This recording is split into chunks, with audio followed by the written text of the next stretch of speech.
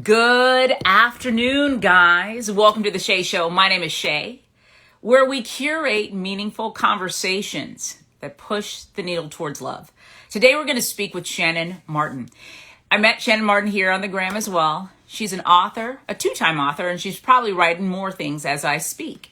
But today, we're going to talk to her because she's someone who really seems to crack open the human experience.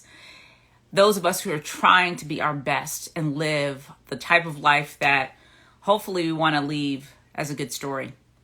There's a lot going on in this world these days.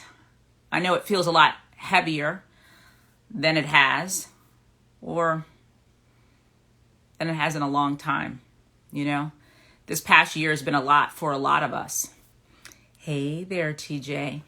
And we've had the time to really pare down and think about what we feel about many of the things that are coming our ways, what we feel about many of the things that we contend with on a daily basis.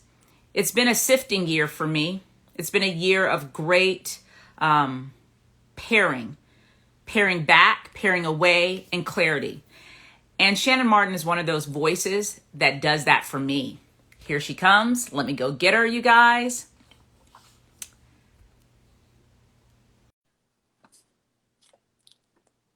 Let's see. Hey there, Shannan. Hey. Welcome. Sorry, I'm having a slight tripod issue. Hold on, I'm so That's sorry. Right. You get your tripod together. I'm just sitting It matters. right here. There we go. How's the weather where you are, Shannan? It's rainy. So it is here. I know. know. Ready to pull up their little hot cup of tea, girl, and blanket. I got my tea. Yes. I always have my tea. Oh, Shannan, it's a pleasure to meet you. I know we've not met in person as yet, but we will. We will. I always start my interviews by asking the person, please tell me, where in the world are you? I am in Goshen, Indiana, which is right up very close to the Michigan border. So we're the northernmost part of Indiana. Okay. We've lived here in Goshen for about 10 years now. So we absolutely love our city and our place and our neighborhood. And yeah, that's where we're at. Perfect. Shannan, I'm just going to dive right in. Let's do it. Your feed is a feed that has caught my attention over this past year because you're someone who has been really consistent about cracking open the human experience, calling us to empathy, calling us to love, and which is holy and which is right. Yeah. And I'm going to be very, very vulnerable and frank and tell you this. Yeah. As a Black woman, it has been most refreshing to see your site and the things that you curate, the conversations you have and you lead, you sit in, you receive from, and you amplify. And for me, what I see is a consistent arm on empathy and love. Be there with your brother, with your sister. So why do you care, white woman? Let's get in it. You know, I'm going to meet your vulnerability, Shay, with my own. And, you know, I was thinking about our chat today and looking forward to it. And just, you know, there's always that thought of like, are we just going to go all the way there? And I think I'm just going to go all the way there. I'm going all the way there with you. I know. I love it. And I appreciate it. And part of my all the way there that is a hard thing to talk about is that, boy, it took me too long. It took me too long to care. And so it's uncomfortable to reckon with some of that. And yet I know it is the only way for us white women. It is the only way for some of us who've, I think we're all coming along. Most of us are kind of coming along, but I think it would be a disservice to what I'm about and who I want to be to pretend that I've always been here. I haven't. So why do I care? I mean, I love that you shared that. I'm sorry that I'm going to interrupt you on the answer to my question. Please do. So first of all, thank you for acknowledging you weren't always there. Yeah. Tell me, because I, on the outside, sure, It is my everyday. I cannot not contend with it. Yeah. My Right. Blackness walks into rooms, and I'm always navigating racial dynamics when I'm not trying to navigate racial dynamics, when I'm just trying to get some brie for my salad. You know, Just live your life. Right. live my Right. life. Yes. So I want to know, take me to the internal space of a white woman in America who moves from a Christian ethos, who does not care about racial justice. Take me there. And no judgment. I just want to get in the mindset. Yes. So what I'll say about that is I was raised in a very small, working class, even maybe lower middle class, exclusively white community of church-going people. You know, I was in that, you know, I'm not from the South, but I'm from the Midwest, born and raised here. And that was my life. You know, I was raised in this very, what we would have called at that time, a tight-knit community. I now see as a space that is intentionally not inclusive. You know, I would see it as tight-knit is too rosy. It was insular. In a way that I could never have known. Intent. Insular, the word it's insular intent. Shows intent. It's intent. Even if we don't feel like we are playing a part of that intention, we come to a place of realizing and reckoning that we have a part in it. And we can talk more about that in a bit, but that's something I come back to over and over again with my people, you know. So I was raised where everybody around me looked and lived and believed like me. And it was all I knew. I mean, it was all I knew. And so then I went off to Christian college where it was very similar, right? Just the same thing. And so, you know, it was not disruptive to me. It allowed my worldview to perpetuate. And it was, so this is the thing that I feel a lot of tension around this. To be completely candid and honest, what broke through for me is that I am a white adoptive mom of 4 non-white kids. And I wrestle with this for so many reasons, but mostly because it scares me that that's what it took for me. It scares me. And it scares me as I'm trying constantly to look out at this world with some hope. I have such conflict around transracial adoption now, knowing that I'm a transracial adoptive mom. You know, it's that thing where it's like, it's a hard thing, a complicated thing. It can cause a lot of harm, and it's my family and I love them and I adore them. You know, it's this tension. And you can't imagine your life without them. Never. And so I always want to be careful because, you know, my children are growing up and they're in this world, and I always like to assume, I don't think they're trying to sit around and watch their mom's interviews and my work, but they might. And so I don't ever want it to feel to them that I'm saying our family is a mistake, but it's complicated and they know it. They know it's complicated. So I, you know, it worries me. I don't necessarily want every white woman to go out and adopt transracially. And so knowing that, the arm that it took for that's what it took for me. That's what it took for me. And so now, you know, I'm always Why do you weighing. think so? Let's probe that a little bit more. Sit in it with me.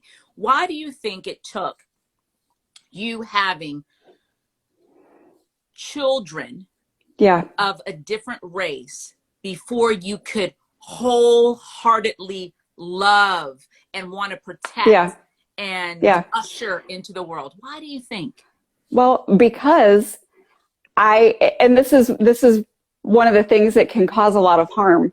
I was a white woman adopting non-white kids, and I really did not in a meaningful way have non-white people in my life ever. I had never had proximity in a meaningful way. I had some along the way. You know, I had early in my working life after college and my adulthood, I worked beneath the management of 2 Black men, and they were, you know, I can now look back on that and recognize what a gift that was to me, because that's an experience a lot of white women will never have. You know, I have these people who have been a part of my life, but if I'm being very honest with myself, my circle, my worldview was so white. And so suddenly, and so there's danger in that. to be there's that person. danger when you look up and everybody, I want people to hear this. There's danger when you look up and every single person in your life looks like you and believes like you. That's a dangerous place. That's a dangerous place. And it's an invisible danger to us. Oh, it sure is. It's like being in the pot. It's like the frog being in the pot. It's the frog in the pot. It's the frog in the pot.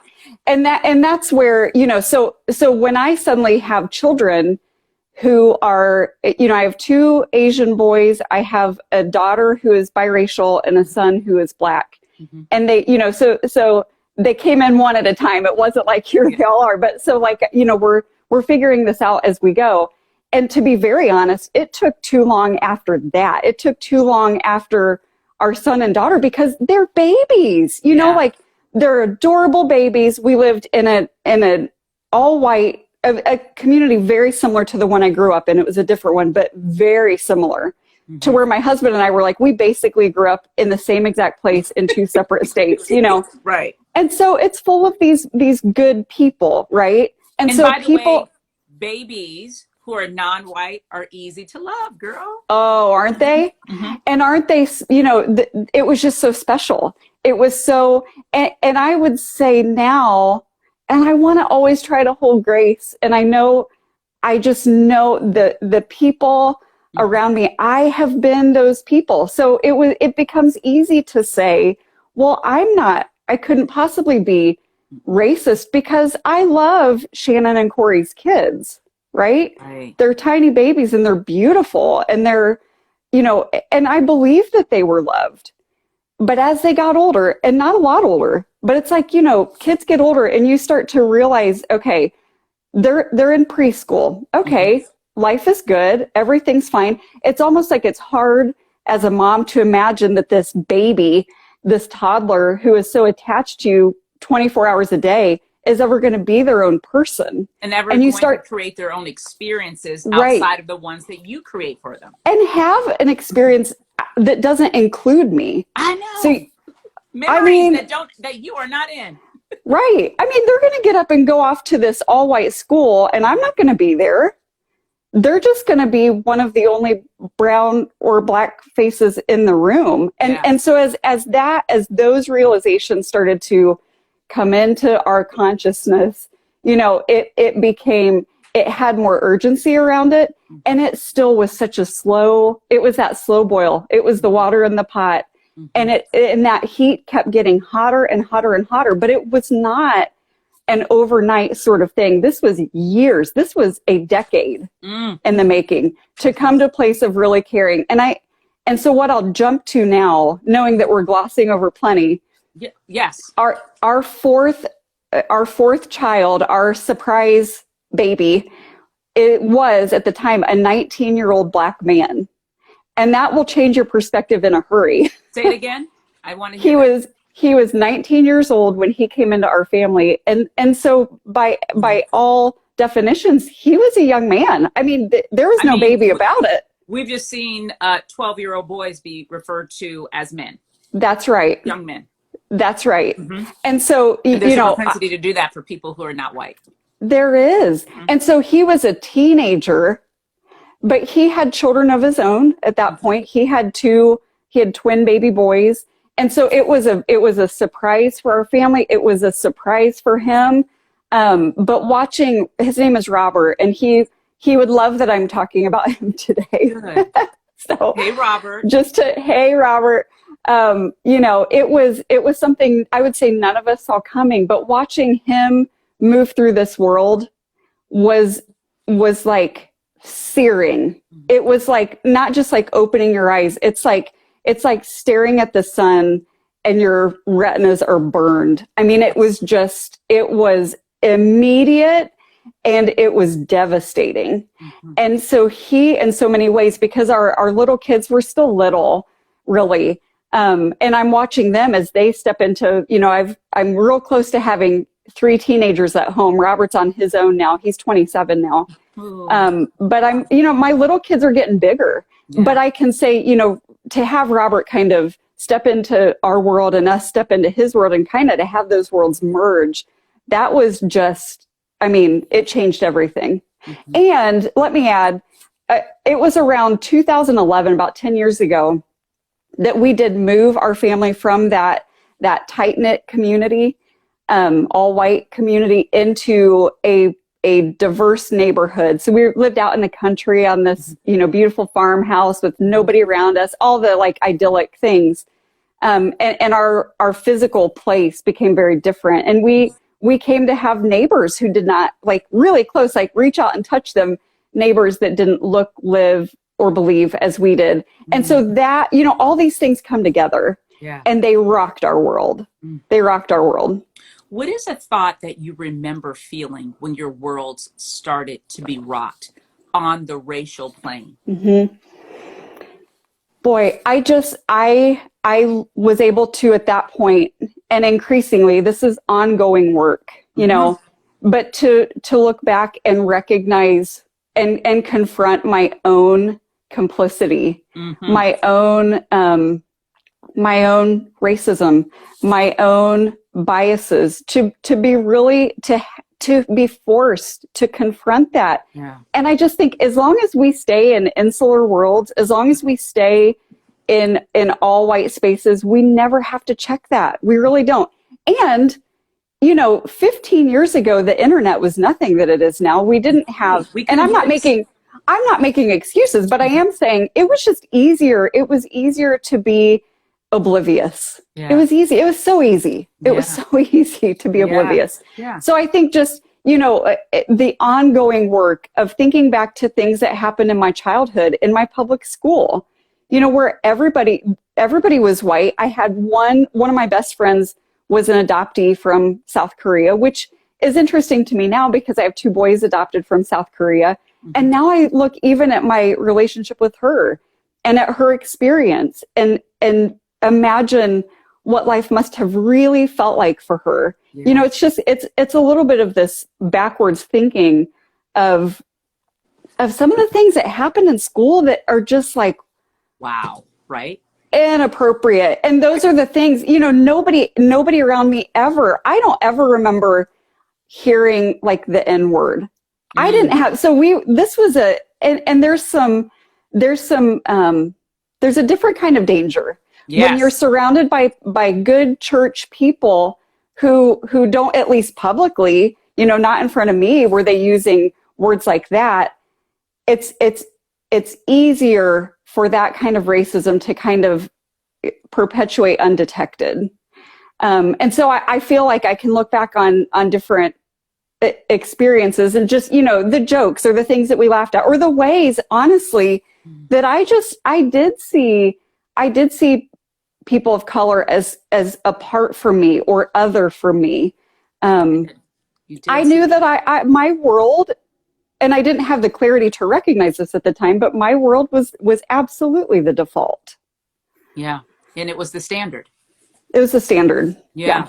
What's really interesting to me is that there's a lot of church going people who don't use the N-word, but they make you feel the N-word. Yeah. And they hold the beliefs that are behind the N-word. And I want to be clear that you could never use the word nigger. You could maybe never, ever even think about using it. Mm-hmm. But you believe the sentiments of it. Right. And when you are in the company of people who believe the sentiments of it, you feel it. Just like you feel when you are a room full of people who love you and adore you. They don't have to say, Shannon, I love you. They're just there and you feel the love, right? Yeah. You also feel the racism and the exclusion. Yes. Yes. Mm-hmm. I believe it. I see that with my kids, my little kids even. Mm-hmm. I see the way when we're, I see the way a flag or a sign makes them feel. When we're driving down the street, we're safe in our minivan, but we took a road trip over spring break and we went to Milwaukee. We'd never been there. And, it was a fun little trip, but we happened to stay in a neighborhood that had tons of Black Lives Matter signs just everywhere. Mm-hmm. And one of my sons, my oldest this gets complicated. My 16-year-old pointed it out right away. And it was that feeling of like, although I know as an adult, like this doesn't mean there is no danger to be found. We're not going to read too much into this, but but he exhaled. Yes. So even that, but yeah, like you're saying, the way my kids already as people of color cannot move through the world undetected, throw in two super white parents, like we move in mass right through this world, throw Robert into the mix. He's 6'4", and that, he's 27 years old. He's a grown man. Like, throw all of us together and put us in public. And I'm more and more aware of the way my kids are perpetually watched. Yes. And the ways they're becoming aware of that, and the ways they perceive like you're saying, like that love that they are receiving, or the love that they are not receiving. They know. I hate that they're starting to feel that perpetual eye. It is a hard eye. It is a hard gaze, man. And because once you're aware of that gaze, it removes this like layer of innocence that you want to stay in.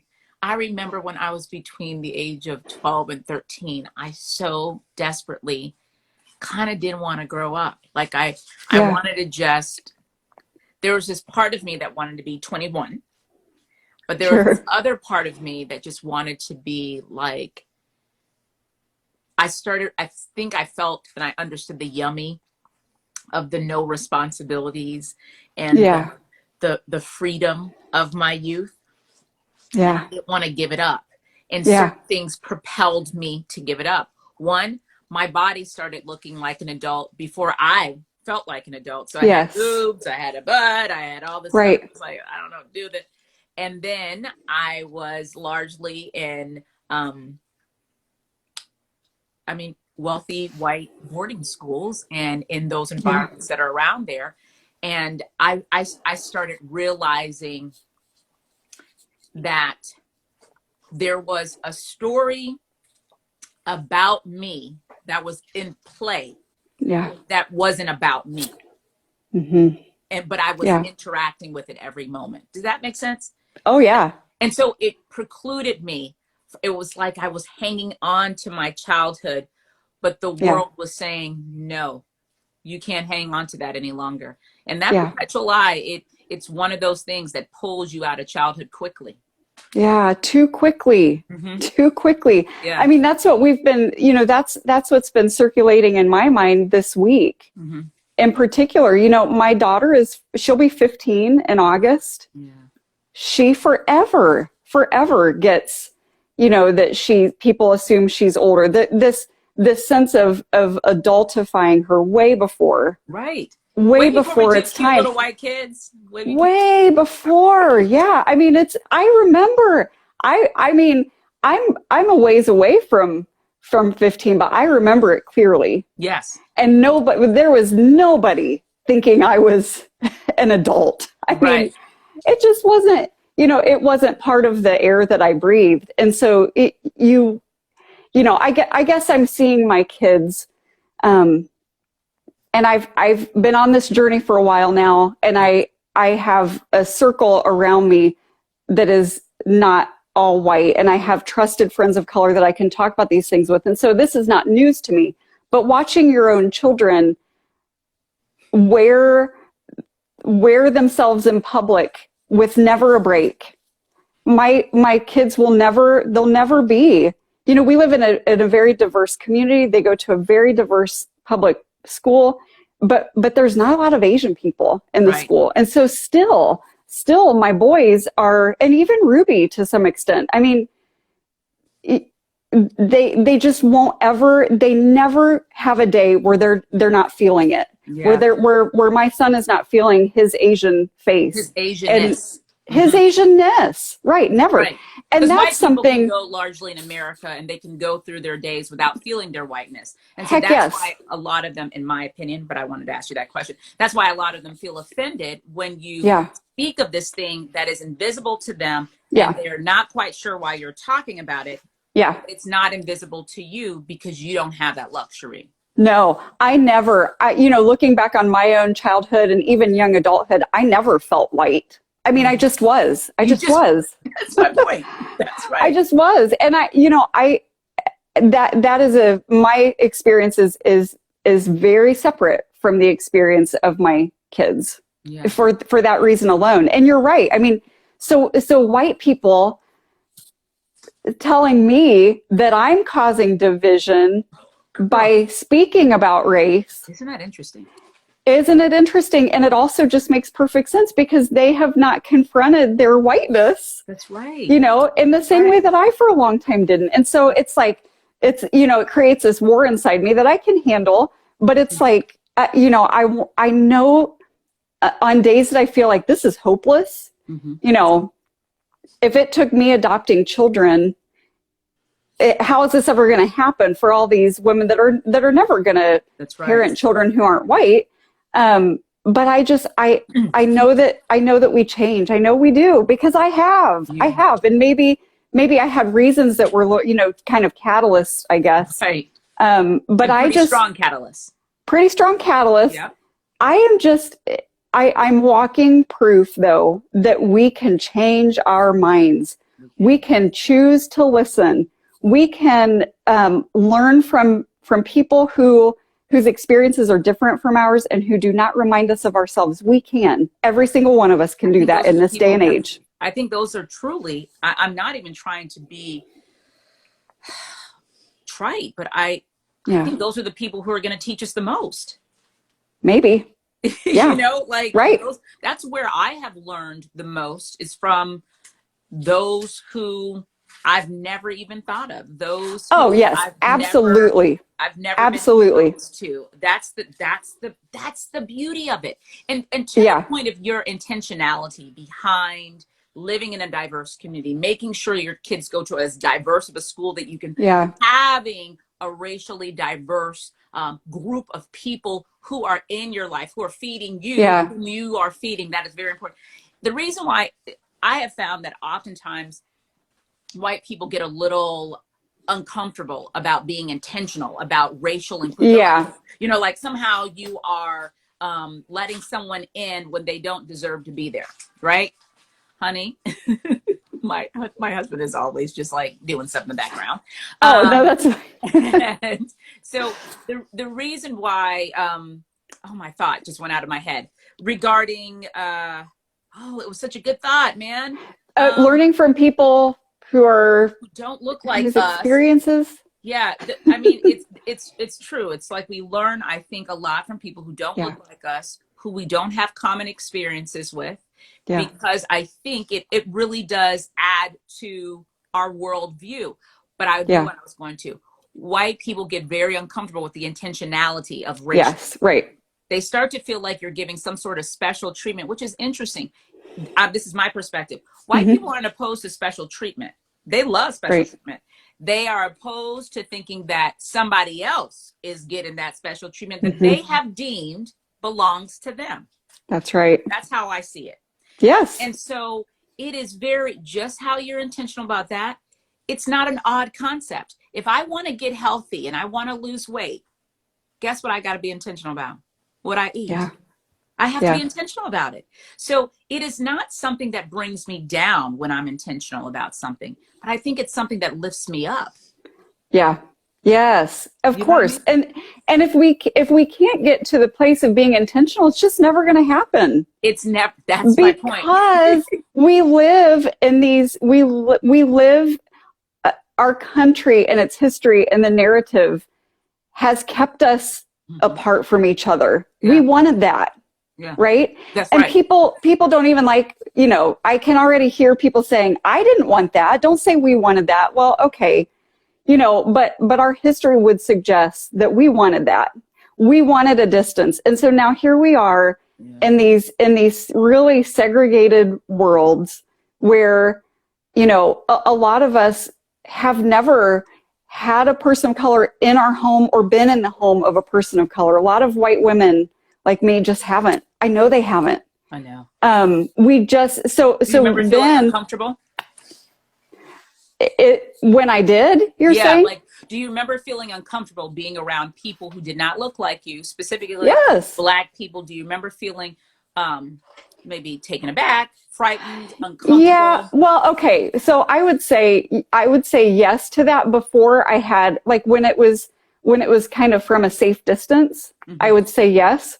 As I started to have actual relationships with people, Yeah. then no. Like at that point I was like, that's when you break through and realize that these narratives that you have allowed yourself to continue on believing, they break down when you get to know people. Like I talk about my neighborhood is primarily Latinx, so it's Okay. like a Latino community, primarily.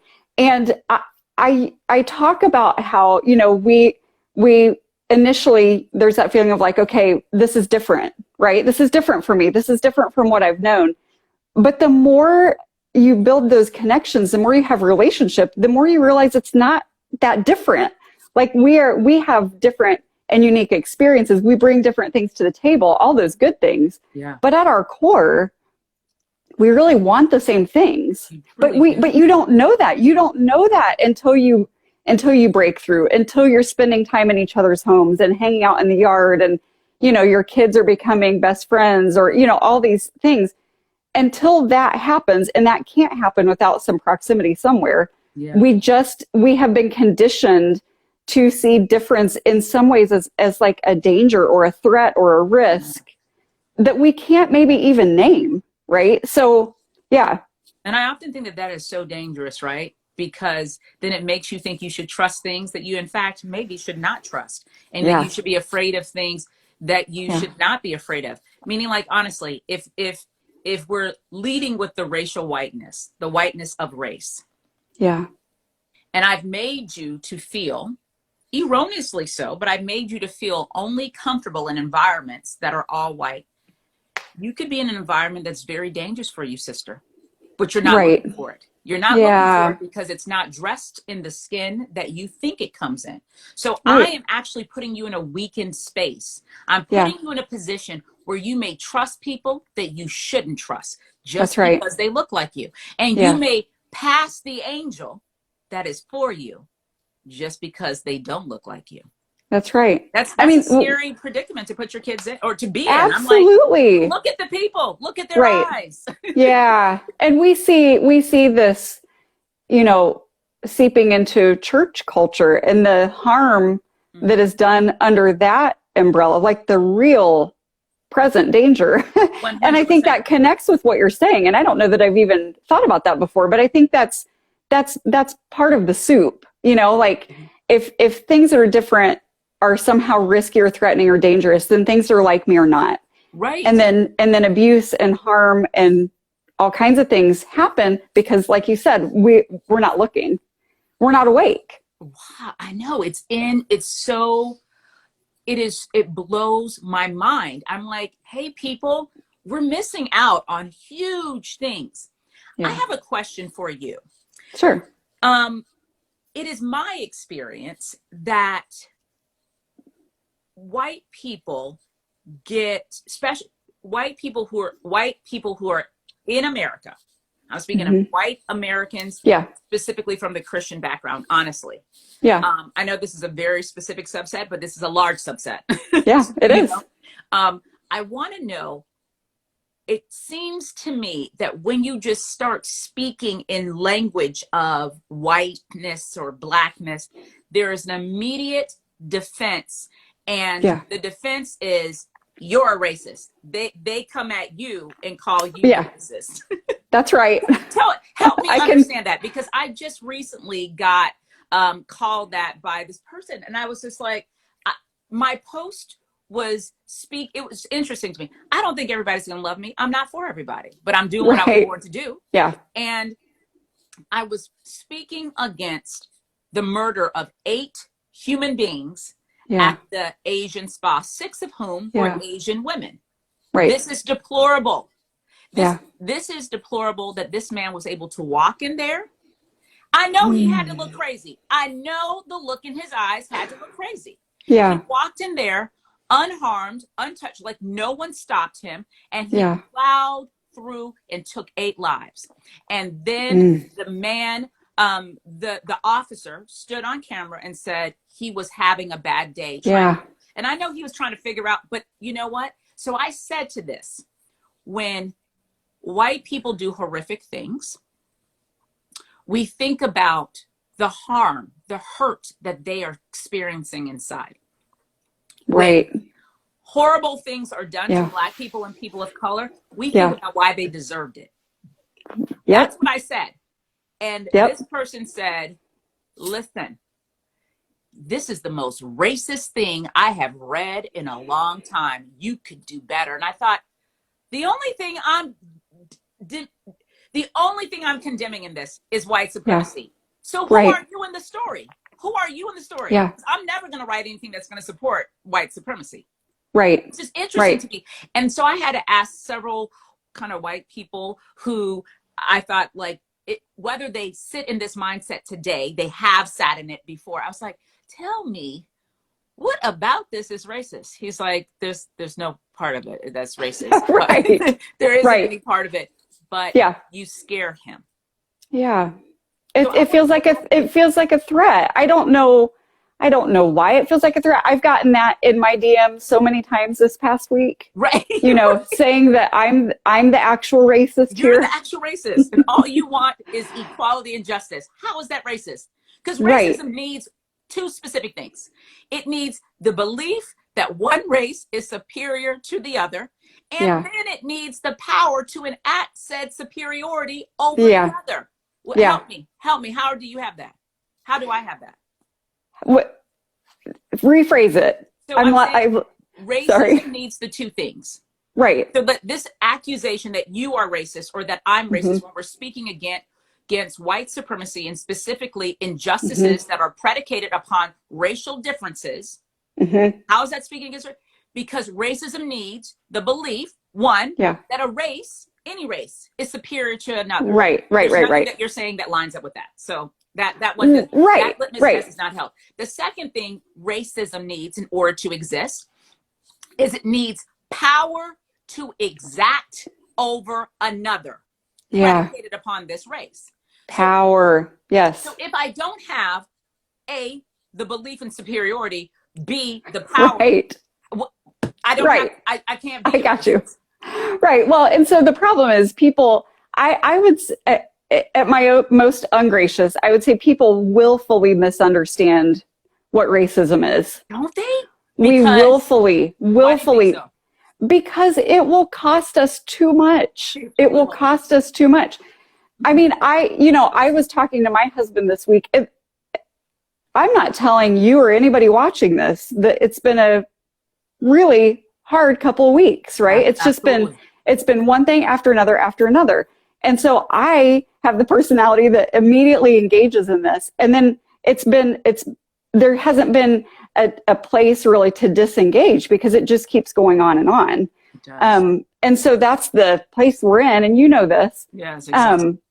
But I have been so clenched on, especially is it Micaiah? Oh, Bryant. Yes. I'm not sure if I've heard it pronounced two different ways. I know, I have too. On a call this morning. I was on an interview this morning, and Unique, she pronounced it as Micaiah.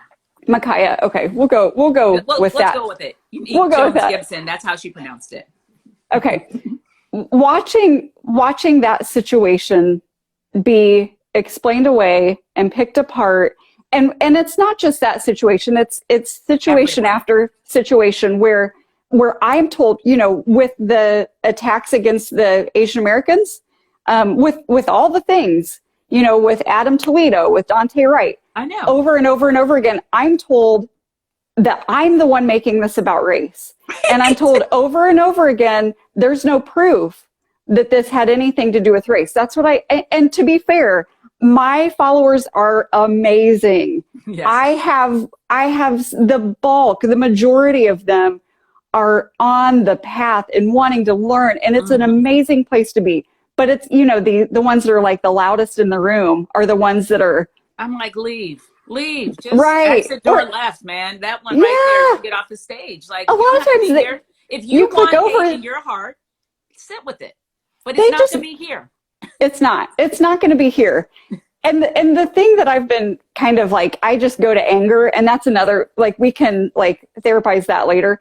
But I go to this angry place, and I've been talking to my husband about it. And I feel like, and I'm not the first person to have this thought, but the unwillingness to connect these horrific things with race.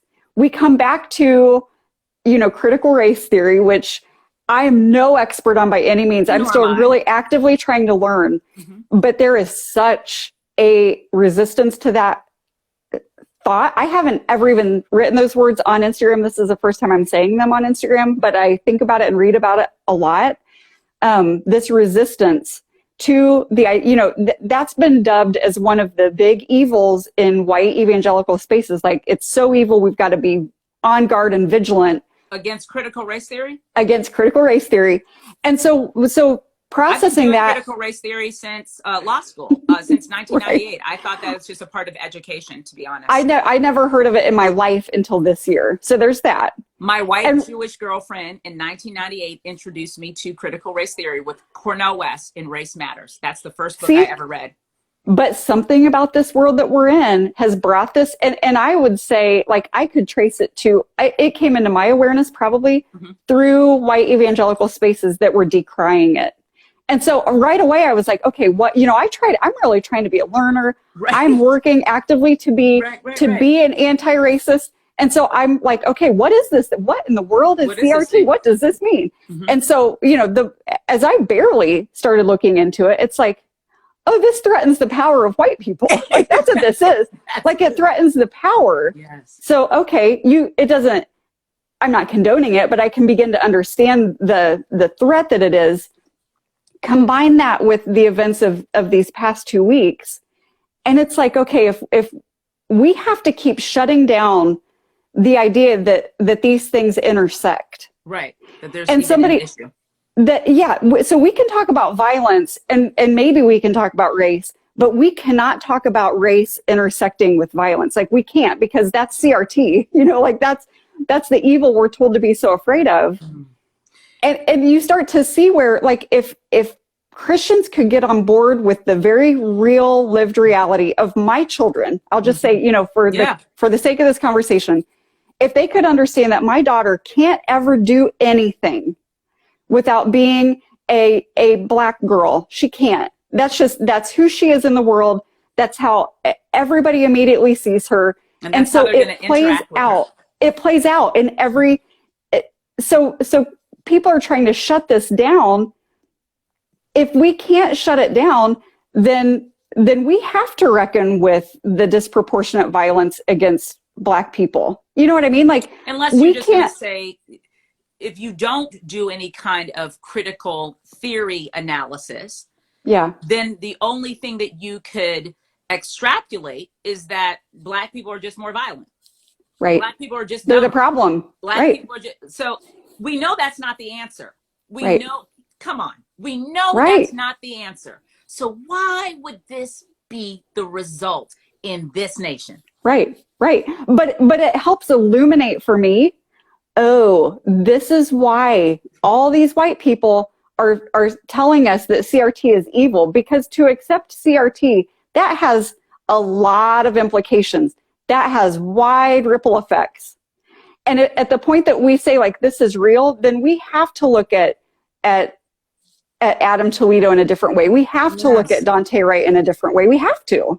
What is interesting to me is there is this speed with which to run to say critical race theory is evil, or it is not race. Like, why are you saying that? You're divided. Right. It is this excessive and immediate need to deny its existence. Yeah. And in people who call themselves Christians, who love the Lord, oh my God, nobody loves the Holy Spirit, Jesus Christ, and God the Father more, right? Yeah. But what they don't run to, they don't have the same immediate reaction to run to love. That is befuddling to me. Can you help me with that? Nope. Because I'm like, okay, it doesn't exist. Fine. So even if it doesn't exist, even if racism, total joke, there's actually no racism, everything is equal, why don't you want to run to understand and love somebody? Why not? Why are we not running? Like I don't get it. I can acknowledge complexity. I can acknowledge tension. I sometimes I have to work harder than others to not paint things too simplistically. There's all of that. Mm-hmm. But if you want to take the events, any one of the events from the past couple of weeks or the, forever, Yeah. if you want to take one of those events, why are Christians not running to mourn with those who mourn? Why? Why? I was hoping you were going to let me know, like, where that white I world wish was, I could. sister. I just think I think it's a discomfort. So I don't know. I guess I don't have answers. Here's what I would say. I think there is a grip on power and supremacy that we don't even know. So like the Bible, Jesus talks a lot about loving your neighbor. Yeah. Over and over. Now, Right. I grew up in church culture my whole life, and I knew that I was supposed to love God and love my neighbor. But it kind of became, it's so prevalent, it kind of becomes like white noise. Yes. And at the point that I was in my 30s, and, when we were kind of transitioning from the farm to our neighborhood, a lot of it was kind of focused around this idea of being a neighbor. And what I realized at that point was my whole life, I had thought that by not actively hating my neighbor, maybe that counted as love. Mm-hmm. And so I think I think it kind of extends over to this idea of racism or, like this thought that, okay, as long as I'm not being mean, Mm-hmm. as long as I'm not saying, calling people by these certain words, or as long as I'm not hating Sure. people of color, then I'm not a racist, You're right? not. Like You're not. You're a great person. Right. But So I'm like, don't you want more than that? Don't you want more than just the bar? Don't you want it? The yummy of being a loving and an amazing human being is rich, man. That is richness there. Yeah. And I'm like, why would you give up the richness that you can have when you truly are with someone in their space? If we want to be near God, which my Christian tradition would kind of say like that's the whole goal here, to be closer to God. If we want to be near God right now, God is mourning with the mourners. Yes, he is. And so if that's what we want, is nearness to God, then we better get over there. Mm-hmm. Because as long as we're kind of, nitpicking and pulling apart and writing our own narratives and crafting our own judgments, we're not mourning. We're not mourning with those who mourn, and we're not near God right now. There's no question in my mind about that. It was interesting. I had white Christian people during the time soon after the murder of George Floyd, and I'm very insistent upon using the word murder. Just because I'm not like his life was gone, he died. No, it was a very intentional act that was cruel and illegal. Yeah. So during that time, it will be saved. And I see you and I see all of there's a person I see all of your things that you're writing. They're beautiful. They're poignant. They're powerful. I really appreciate it's pronounced Tao. So during that time, I had people send me like text messages, white Christian people who they weren't, hey, I can imagine what this feels, or I can't even imagine. Yeah. I just want you to know that I love you and that I'm here and I'm as horrified. I don't know what to do. And even when I'm writing you, I don't know if I'm saying the right things, but I just want to say things that make you know I'm here. Yeah. Instead of that, I had people like, I saw some of your posts. Do you want to talk? I'd love to talk with you and hear something about your life or something. Like what they wanted to do is argue their Christian American conservative view. And I was like, can it just break your heart? Can it just break your heart? Whether they're looking for this, whether they can you just care that someone just lost her father? Someone just lost a brother. Can you just care that in his death, Black people just felt hundreds of years of something just pop up through the soil like a beautiful tree that we could no longer deny its Yeah. existence and pretend like it wasn't there. And it's something that is excruciating and evil, evil, evil, hurtful, hurtful, hurtful. It's the kind of stuff that snuffs your soul out when you're walking around alive. That's what's Mm-hmm. happening. And that's what Yeah. happened. So it was interesting to me that I was like, Mm-hmm.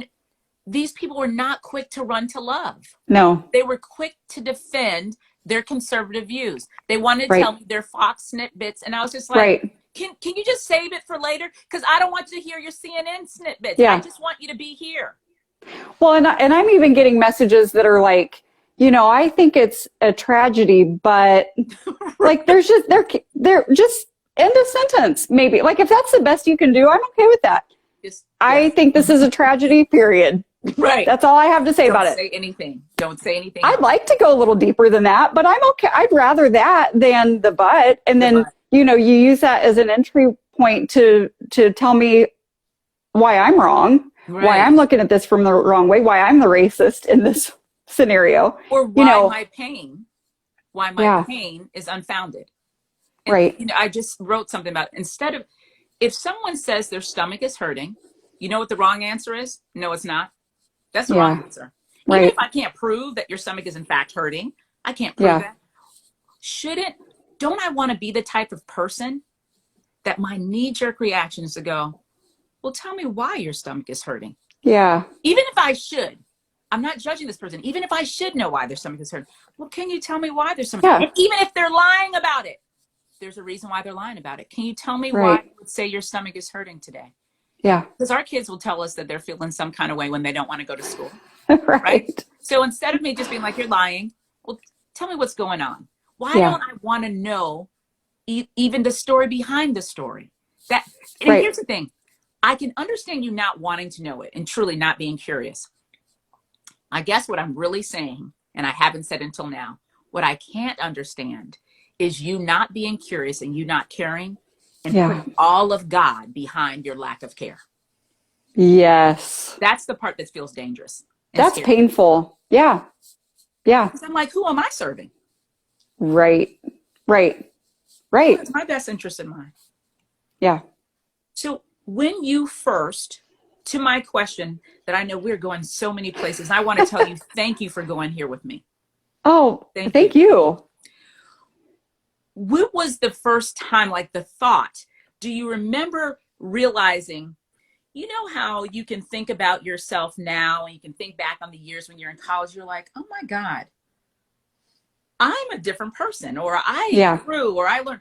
When was the first time that you recognized that as a white American Christian of transracial adopted children, oh my God, I think differently about this now?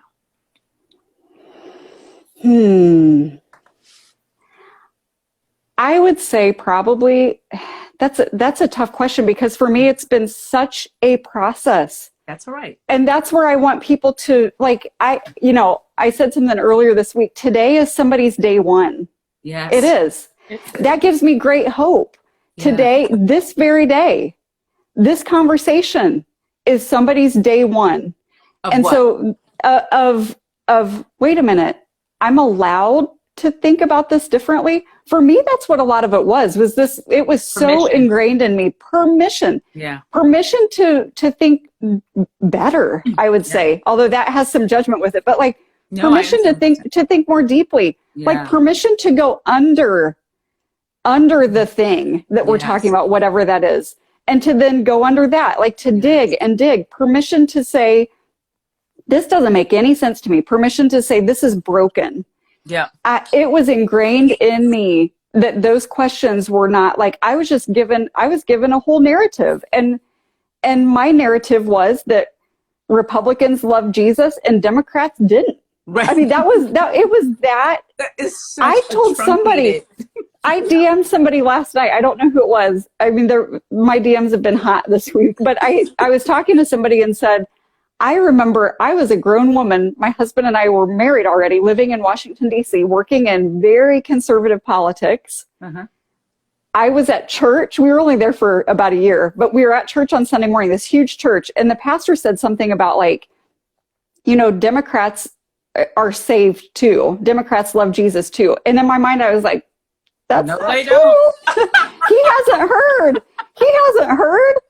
I mean, so I've gone from that to here, and there have been 1,000 things along the way. But if I had to give, like, what is the thing that made it the most up close and personal was Robert. What is the thing about Robert that made it the most up close and personal was that when he came into our family, he was incarcerated. And he went from being in the county jail when he was 18 years old, going to prison for a year, being released from prison and moving into our home, which is his home, and watching that process, and my husband is now the chaplain of our county jail. So there are layers and layers to this, but watching the system of mass incarceration and the system of, we talk about the school to prison pipeline. Somebody just recently referred to the preschool to prison pipeline. And I was like, what? But I also oh yeah, I had never seen it that way before. And immediately I was like, that's it. That's what it is now. That's what we're dealing with. And so watching that play out and watching, like I said before, watching him move through the world in general, but particularly in these ways that are intentional and they're sinister, and they've changed the course of his life. They do. And the course of his life has been changed in some ways irrevocably. And that's just the way that it is.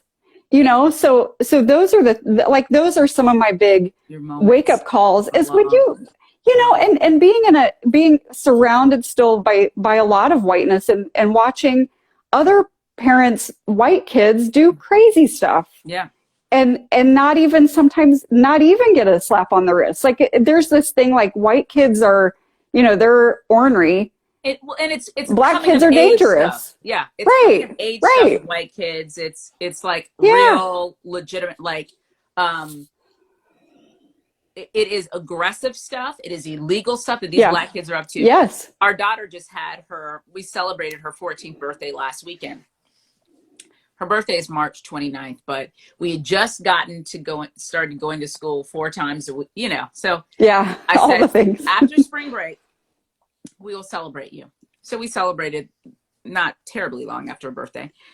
So she has friends all over the spectrum, and she is biracial. And, but typically this group of friends, when they are here, there's this group of essentially all white kids that are here, except for Kaya, and she's the biracial kid. And they love going to, there's a Christian school right across the street from our house. It's actually where Seth Curry went, and everybody's like, Steph Curry. They're like, ooh, Steph Curry. So it's right across the street from our school. But they love going to their football and soccer field at night because it makes them feel a little, rebellious. Yes, it's so fun. And I'm such the nerdy mom. I always make one person wear my reflective vest that is so ridiculous looking. It's it's not even cool looking. I love it. It looks like what am I doing right now? I'm about to get all the trolleys in front of the grocery store and put them together. Right. That is my vest that I make somebody wear. So now they'll be like, Miss Shay, I'll wear the vest. Miss Shay, I have about that. Yeah. Here I am. I have this going in, and they always go over there. But this last weekend, it was everybody. It was at least four or 5 black boys, biracial boys, black boys. Okay. And then there were probably the equal amount of white boys. And then all the white girls and maybe a couple of Asians or something like that. Okay. So this is the group. They're like, Miss Shay, can we go over to the football field? And it's getting dark. And I had to pause and go, okay, I'm about to have a real conversation with you girls and guys. Okay. Are you listening to Miss Shay? They're like, they call me Mama Bear because my last name is Deerfield. I said, I love it. I know, I love it too. I'm like, they say Mama Bear. I was like, so are you listening to Mama Bear? They're like, yeah. I was like, you guys are to go there and talk to no one. And you're to protect the people of color in your group. And if anybody tries to talk to you or anything tries to reprimand you, you call me. But you don't leave them alone. Do you understand me? Yeah. They're like, yes, Mama Bear, we understand. That's what they told me. Yes, Mama Bear, we understand. We see the news. So when I'm telling you this long story because this is indicative of the Yeah. world we live in. So when they came back, I didn't see like 3 of the black boys. I was like, where are such and such and such and such? Yeah. I think somebody left a backpack, forgot it. Now it's dusk. You know what I mean? Yeah. I was like, what did I tell you? I said, they're over there by themselves. They're like, no. Such and such is with them. I was like, okay. Because I could not, these kids are over in my home. I'm taking care of them. And I didn't want 3 black boys to be over on this field by themselves at dark. I couldn't have it because I couldn't have them be perceived up to nefarious activities when they really are little kids who just like to throw a football. Yeah. Yeah. I told that story because people who don't deal with people who look different, and specifically in America, white people who don't have people of color, black people in their family, in their world, they don't have to think about that stuff. Those are real thoughts we have to think about. And they don't want to. Like, that goes back to the original question of like, how are we on such different pages here? Because it's easier. It's easier. I think back to my oblivion, and it was just easier. It was easier. It wasn't better, but it was easier. We don't want. Do you remember fighting for it? Do you remember as mad, as angry as the people who come against you and some who come against me and we're racist? Do you remember occupying that space? Like, it was easier to never think about it, but it seems to take energy to try to fight against its existence. Do you understand? Its existence. Yeah. I don't remember specifically fighting against it, but I would have if who I was then was in this, like if Instagram was a thing 20 years ago, I would have been the one. Like it was just very easy for me to never even come close to a conversation like this. Like, and if I could have, I would have run from it. We had at my small liberal arts white evangelical Christian college, we had a small group of people of color. And I always saw them like, kind of linking arms, like they moved kind of en masse together. They had a house that they called the House of Higher Learning. And, they were just fighting and fighting and fighting. And I would have said at the time, like, I knew some of them, not real well, but I would have said, like, I don't have any bad feelings about any of them. I don't understand why they're making everything about race. Like, I would have said that probably, like I didn't get it. But I also would have felt like I was on the right side of things because I didn't have anything against them. Yeah. And again, now I look back on that experience and think, how alone were they? Right. What a fight they had. Like, they were up against it all the time, every day. Right. And people like me were just sitting there like, that just seems kind of messy. And I'm just going to steer clear of that. And I've always been able to steer clear. And so as long as, whiteness affords you. We resist. Steer clear. We can steer clear of discomfort. Like, just like the feelings of like, well, this is kind of, and so that's where we get pushback on, why are you making this about race? What people are really saying is, why are you making this uncomfortable? This is uncomfortable for me. We don't want discomfort. So what they're really saying is, why do you keep making me feel uncomfortable? Yeah, I think so. Want you to stop it. Yeah, stop it. Right. I think you're spot on the nose. Why are you making me feel uncomfortable? So that people can kind of take this into their heads, like how you can operate in whiteness and be very invisible per se. Like, it's you who walks into the room, not your whiteness that walks into the room. Just think how the vast majority of us in America, certainly the people who are probably watching this, how you've never really had to think about being thirsty? Yeah. Like, if you were thirsty, you could just go to your running water. Just fix it. Right. Yeah. But there are people all over the continent of Africa, all over this world, who can feel thirst and not be able to do anything about it. Yeah. Okay? Yeah. That is what we're talking about. That same never having to contend with it. Yeah. We've never had to contend with being thirsty. If I've never had to contend with truly being hungry. If I'm hungry, I've always had the power to eradicate the hunger. Right. There are people who don't have that. Right. And so that is an invisible pain for me. I don't have it. I never even think about it until someone brings it. So I'm just saying that's what the whiteness is. I wanted to tell you a little story real quick. Yeah. Because I think I want to hear your thoughts on it. So I had one of my friends that I knew from college, and I went to a small little Christian college too, was driving through. So she slept over last night, and we woke up this morning and had breakfast together. And she was telling me about her room. She goes, she was like a year or so underneath me, and we were both in the chaplain program, and I was a spiritual life dorm director, which was like a head chaplain over a dorm. Very fancy, hilarious. And she was telling me about her roommate. She's like, do you remember my roommate? I was like, a name sounds familiar. Show me her face. I said, well, so what is it that you want to tell me? She goes, she took her life. And I just was like, and the girl that came over, by the way, she's not Black. She's a person, because she's half Korean and half white, but she definitely identifies with her Korean heritage, and her face also identifies. You know what I mean? Sure. Like there's some people that it identifies her. Yeah. Yes, it identifies her.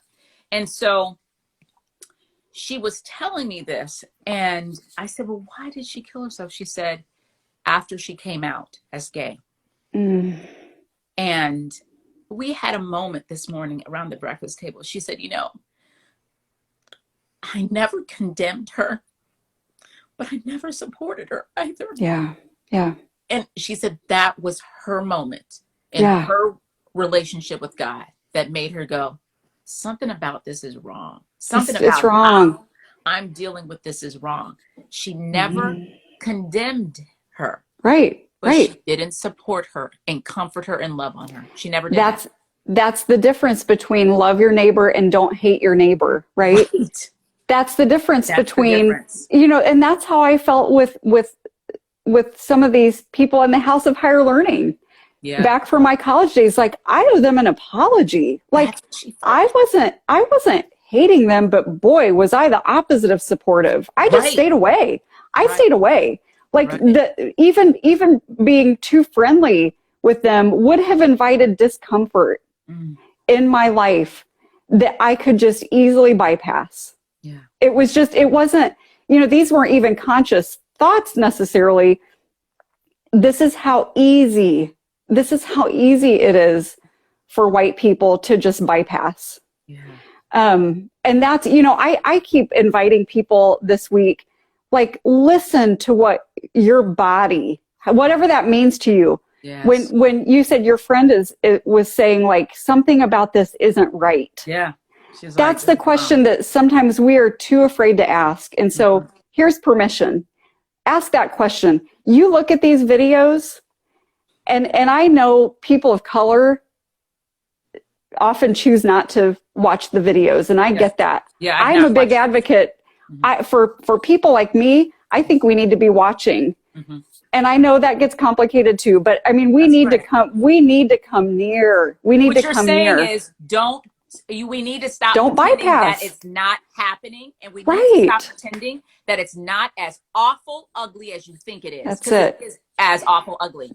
Yes. And to watch it, to bear witness to what's happening is to feel our bodies reflexively saying something is not right. Something is not working. Yeah. And so to dismiss that discomfort, we go to, okay, something isn't right about this. It must be the victim. Right. The victim must, something's wrong with this. We'll put that on her. We'll put that on him. Yes. And then it goes away. Yeah. It goes away. It's just that easy. And we move on with our life.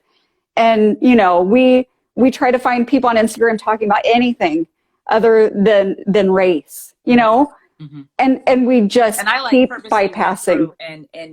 I purposely went through and stopped following people who couldn't speak about it. I was like, yeah, Right. I guess we're not on, we Yeah. don't, because I can't pretend.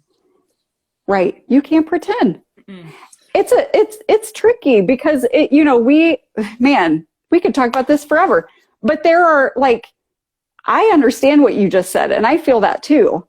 And I also know that a lot of people in my life love my kids and don't get it. I know. And it's like navigating this tension. And so I guess I feel like I am, for now, for as long as necessary, forever maybe, I'm called to this place of like, I'm just going to keep pushing.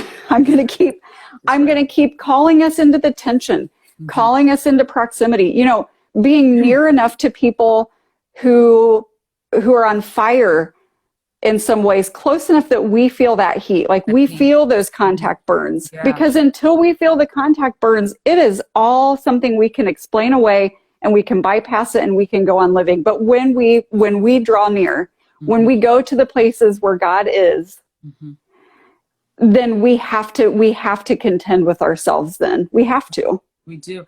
And the last thing I want to say, but because I have one more question for you that's kind of serious, and then Sure.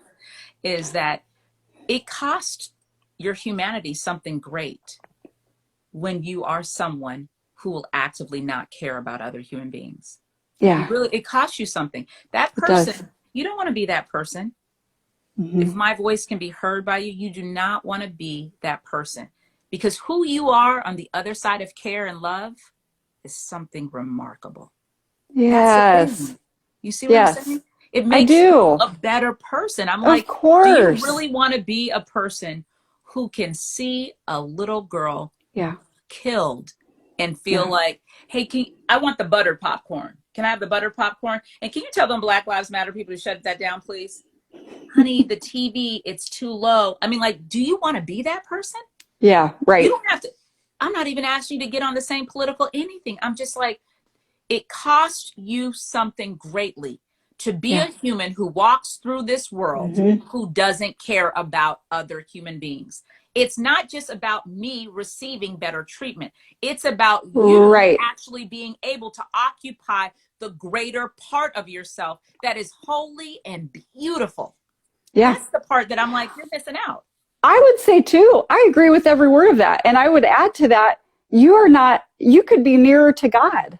You could be, if that's the thing that you say you care about, you're missing that. You're missing that. You're missing that. Like people talk about, and sometimes I even get in my own head about this, and then it doesn't take me too long to get out of my head about it. But one of the things I hear is that like me or people like me, like we're just becoming too sensitive. Shannan, you're just too sensitive now.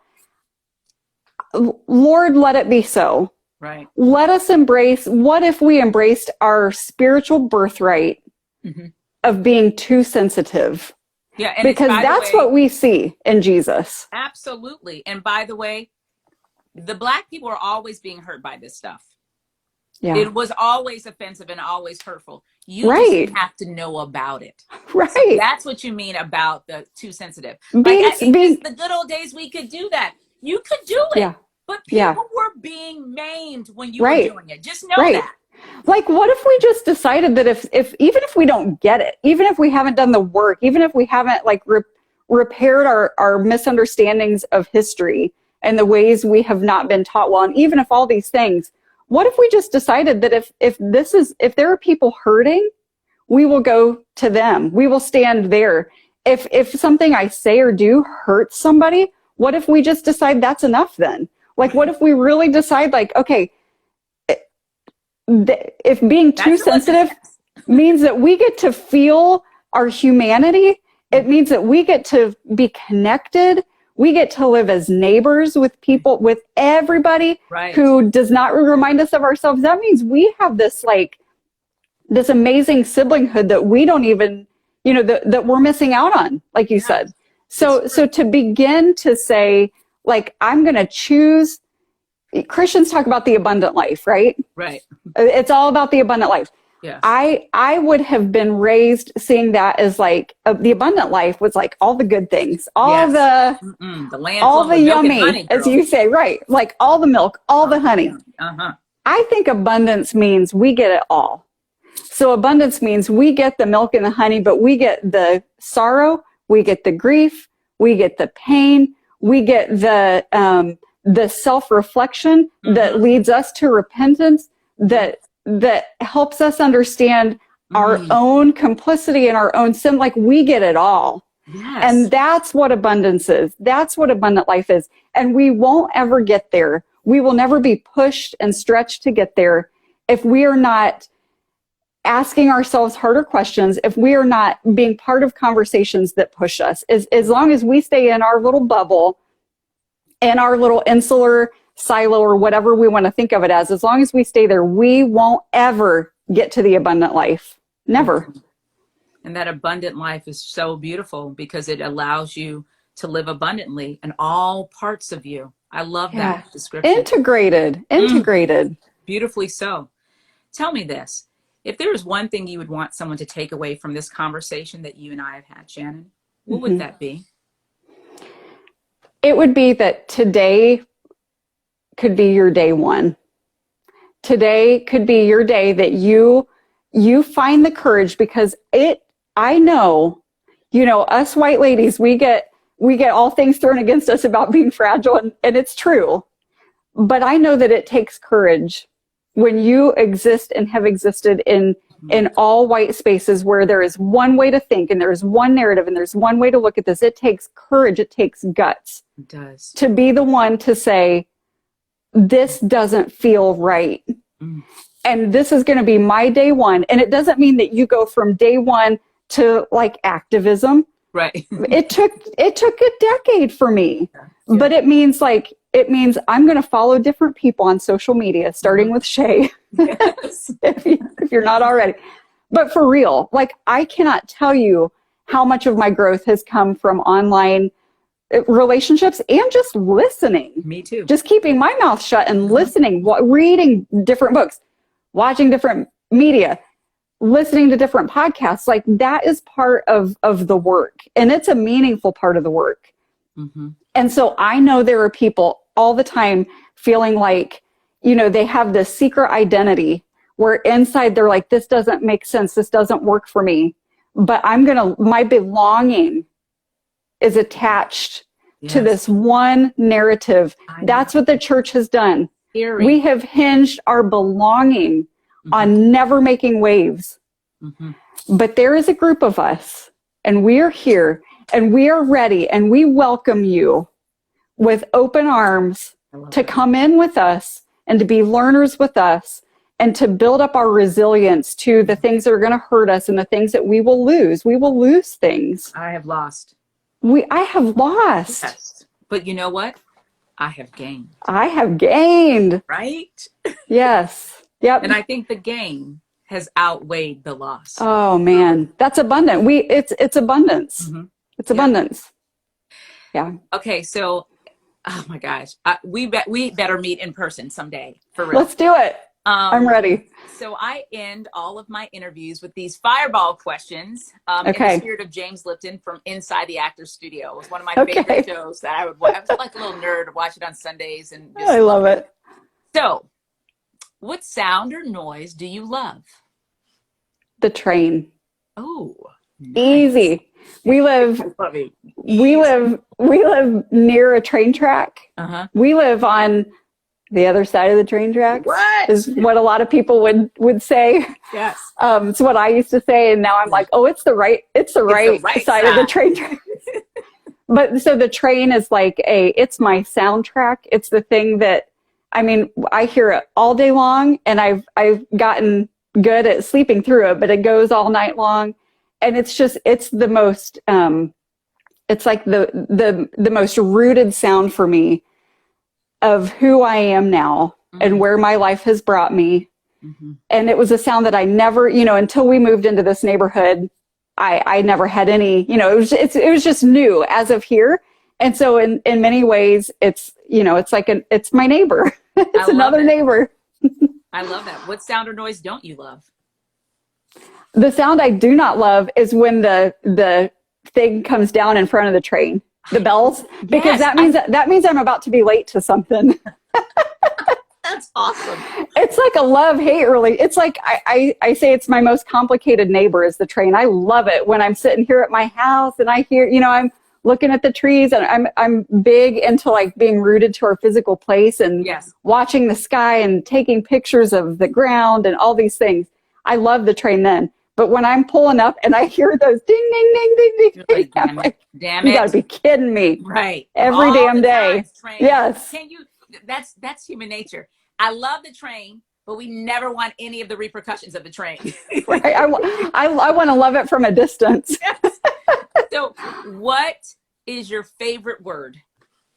Oh my goodness. My favorite word is neighbor. It has to be neighbor. It has to be. That's a great word. Neighbor is our spiritual identity. It sure is. Amen. What is your favorite curse word? Probably damn. That's the one it's punchy. He's like so I like hard consonants. I'm not like I grew up like, boy, cussing was at the top of the list of like that's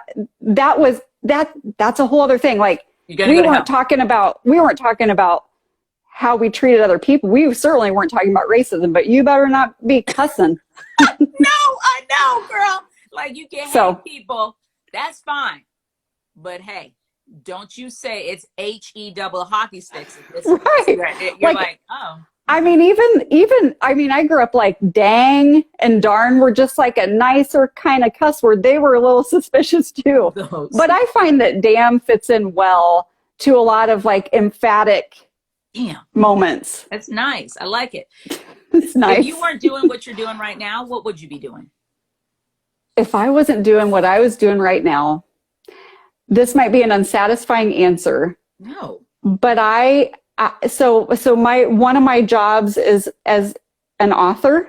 I've written 2 books. I'm working on my 3rd book right now. I do that. I do the writing and the speaking, and so that's part of my job. But my goal is to live an integrated life. And so it can be a challenge to me in my writing work.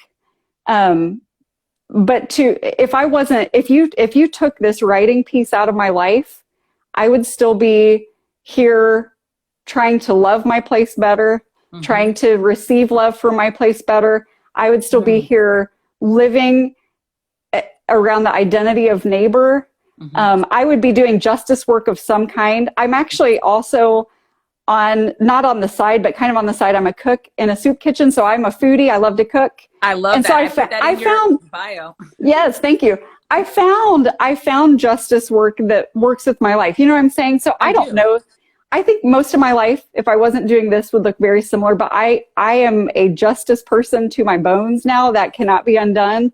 Here's what I would be. This is a long way to the answer. No, girl, I'm loving it. I would be a public defender. Yes, you would. That's what I would do. I could see that. Yes, you would. I get it. I would do that. Last question to you. If heaven exists, what do you want God to say when you get there? Oh man, you're good.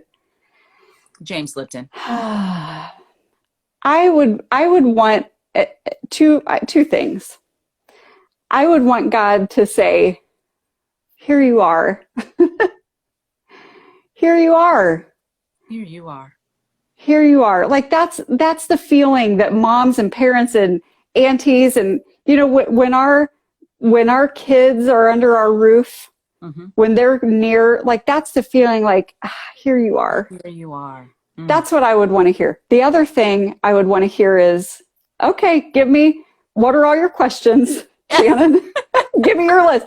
Pull out your notebook. Girl, I know you got it with you. Yes. And I would want answers to all my questions. The things Why mosquitoes, Lord? Why mosquitoes? I'm just, I know there's a lot of deep things, but I just want to know where they fit. Why do I need them? I know people say like, once that moment happens, you're not going to care about all these things. I disagree. I do too. I'm caring until I get some answers. I am carrying into eternity, girl. I get it. Right. Oh my God. Shannan, we could be here forever. We You could. are brilliant, beautiful, Same, strong. same.